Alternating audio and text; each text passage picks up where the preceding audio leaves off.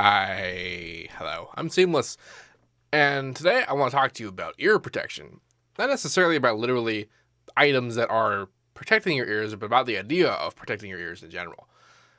If you're a producer, you make music of any kind at all, then you are, by definition, an audio engineer, which means that your ears are kind of your life, especially if it's a career thing. Like for me, especially, I'd have a bad time if I were suddenly to be deaf. As my Beethoven experiment video would have demonstrated. But there's a lot of, it's actually really pretty simple. Don't listen to loud stuff. Don't go to loud places. Of course, people want to do both of those things because both of those things are awesome most of the time. However, it's dangerous, and it's because it damages your hearing. And it's not so much that, like, the kind of damage is deceptive. It isn't really so clear cut as being like, oh, now you're deaf, or that things are quieter or whatever.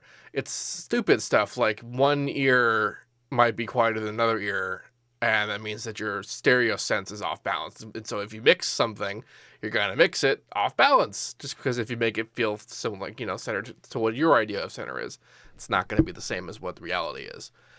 But even worse are things that alter your frequency response just in your ear, which will happen, by the way, with age. Just because people who have the best hearing ever are basically children, and as you get older, like the world's sounds happen to you and you get worn down, and then it becomes crappy. But if you take care of your hearing, you can delay the impact of this. And also, I mean, I know plenty of older individuals who are also ridiculous sound designers and audio engineers, not just because their hearing is, what it is, but because they also are just good at their jobs and they know certain things they're doing and behaving like without really necessarily needing to rely on their hearing.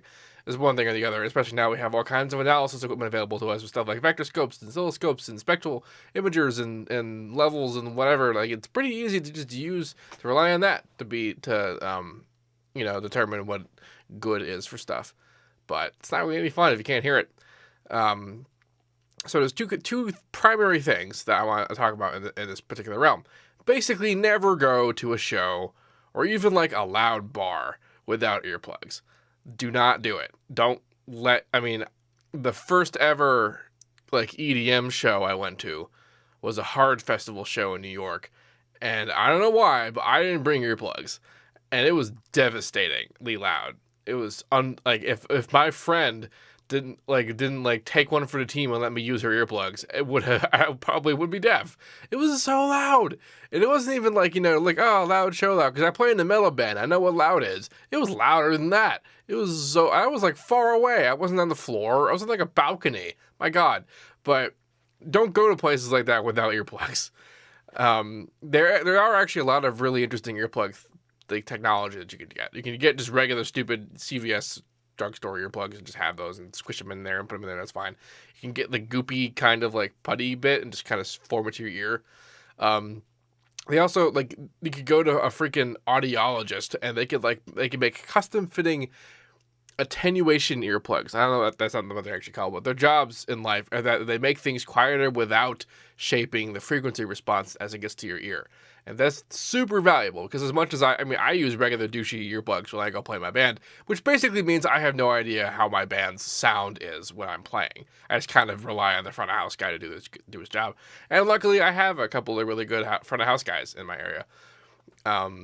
But just don't ever go because you'll get better and you'll recover immediately. It kind of gets everything's loud, but then you get better. But every time you do that, you get a little bit worse off for it, and then it accumulates. Especially because if you go to these kinds of things, you should probably go to a lot of them, because why wouldn't you? It's awesome.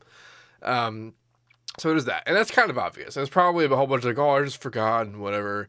If I forget earplugs, I'm at a show, I leave the show and go to a drugstore, get earplugs, and come back. That's what I do when I forget. Because I'm just not going to listen to stuff that loud. I can't.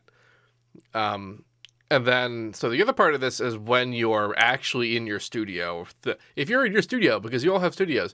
If you're mixing on headphones, if you're working in your bedroom, if you're in the studio, don't monitor loud. Now, in all my videos that you see, when you hear audio coming out of it, you're hearing it sent to XSplit, which I'm using to record, at full volume. And that means that you're getting full volume. And this is actually for your benefit so that you can turn it down, but you don't really need to turn it up. Because nothing is worse than something that's too quiet. You try turning it up, and it's just as loud as it's getting. It's going to stay there. It's going to be bad. But you can turn it down. The idea is that I'm expecting you to turn it down because it's very loud. I am listening to it at like 30% volume whenever you're seeing me do like a track from scratch. And I'm always, every once in a while, I'm like, I got to listen to it at full volume. But even that isn't like full volume. It's not super loud. It's not like I can't feel the bass coming out of my speakers. That's how not loud it is. And I mean, that's why a lot of people do that. And that's also a big reason why people get subwoofers, because the idea of the subwoofer is that it's amplifying bass frequencies to the point where you can listen to it quietly and you can still feel the bass. And that's a particular benefit of that. But it's also not like super necessary for mixing, but it's helpful. Yeah. So don't mix, like you can mix like with the program at full volume. You can mix, with the compression and all the effects and all that kind of stuff.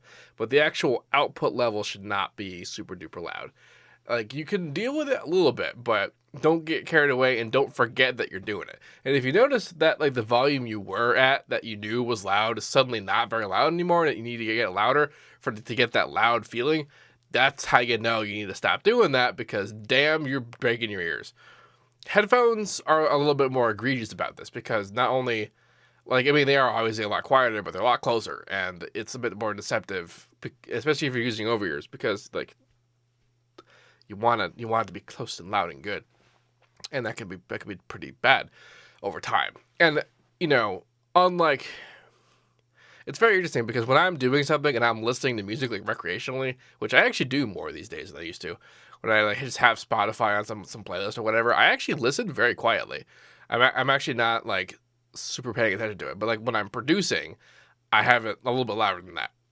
And I'm sure you as producers, when you're doing this, you produce for long periods of time. You do it long stretches, days, weekends go by, you forget to eat, like you're just doing that. And that means that you're listening to whatever level you're listening to that way longer than even the average music listening bit.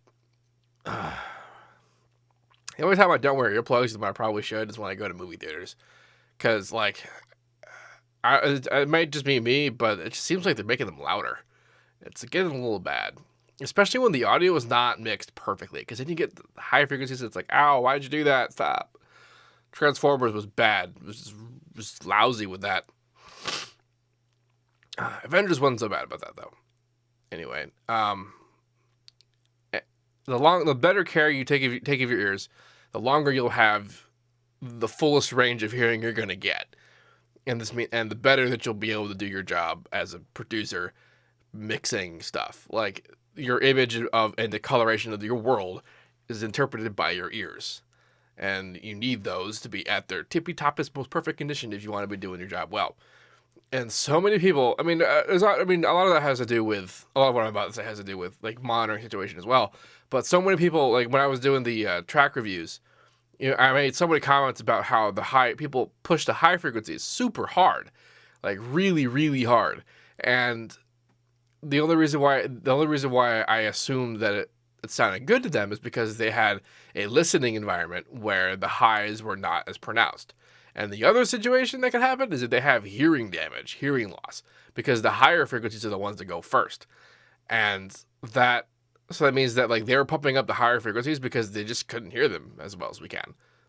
Assuming most of you haven't already damaged hearing. And it's a shame for a lot of things, because if there's a lot of professions where even if you have ear protection, you're going to have damaged hearing. Like, I was talking to a guy that I'm doing some work with.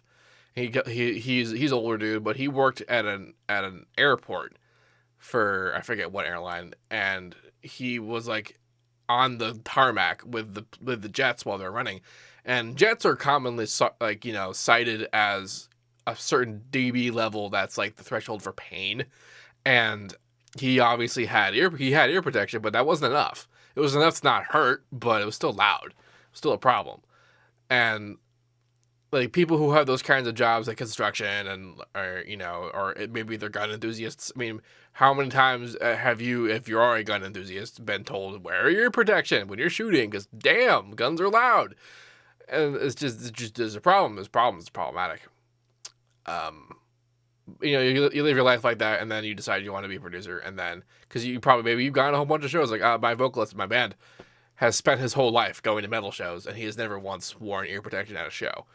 The only time he ever wears ear protection is when we're practicing as a band because our practice spaces are made of concrete and they're super loud. They're louder than even regular metal shows. And so he has to wear ear protection because he can't hear anything if he doesn't. But during shows, he doesn't. During being at shows, like not even us, he doesn't wear it. And it doesn't really matter for him because his job is to be a vocalist and it's my job to make him sound good. So it's sort of, that works out. And for a lot of musicians, that's kind of the case. Like if you're a performer, especially, it's not super important because you're not doing truly delicate work. But, and you might be thinking, well, what if I'm a DJ? The tracks are already done. That's still kind of true, but you need to know that, when you're making boosts and effects and mixes and whatever, that you're actually doing what you think is good. And especially if you want to be a producer DJ, where you make your own tracks. You need to be able to do delicate ass work because producing is an incredibly multifaceted, multi-talented thing to do. You are not just a composer. You are not just a musician. You're not just a mixing engineer and a mastering engineer. You are all of that and more.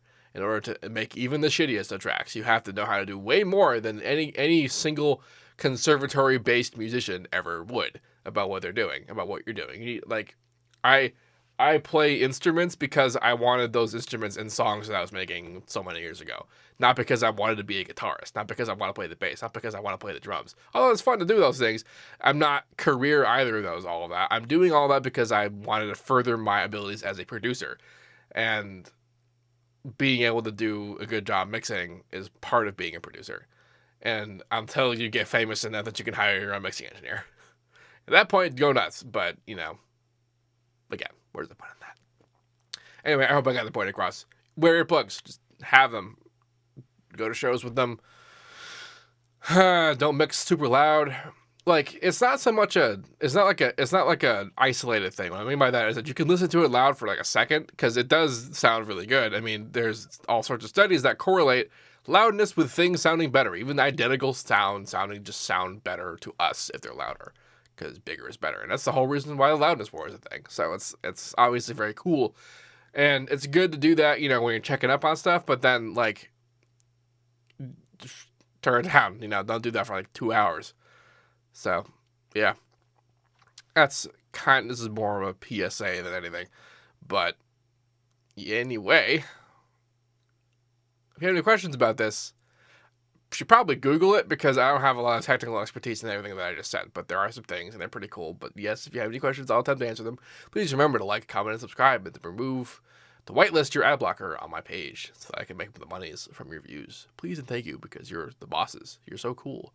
You're the coolest people. And all that stuff. Have a good day.